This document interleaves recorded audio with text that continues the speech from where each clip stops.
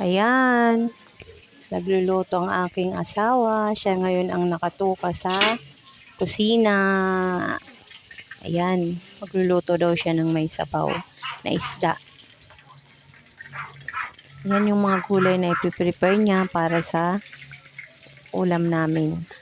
Kasalang na din ang kawali na may mantika para sa prinitong isda. Ayan, maliliit lang na isda na galunggong. Itong isda, ayan, piprituhin din namin yan. Talong. May kasama na yung okra, papakuluan lang din namin yan. May mga kasama pa yan. Ayan na yung luto na yung aming pritong isda na maliliit. Ayan. Ayan, may kamatis na kasama sa pritong isda namin yan. Ayan, yan na luto na din yung sinabawan niyang isda. Luto na din. Ayan na yung mga gulay na kanyang niluto.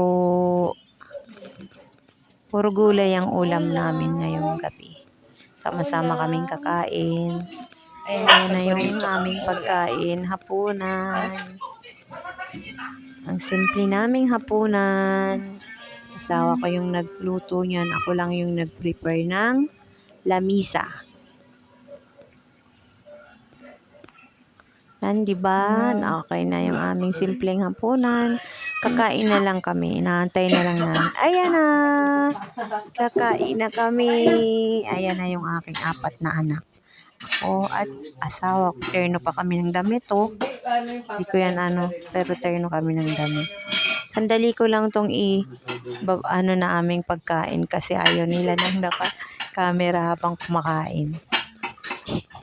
Ay na, kaya papatayin ko din na agad yan na aming pagbablog dyan.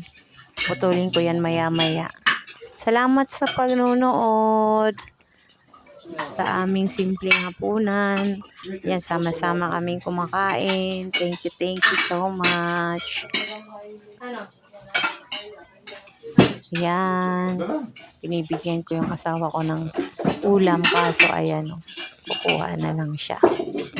Yan, papatayin ko na. Bye-bye. Thank you for watching. Babu. See you. Bye-bye.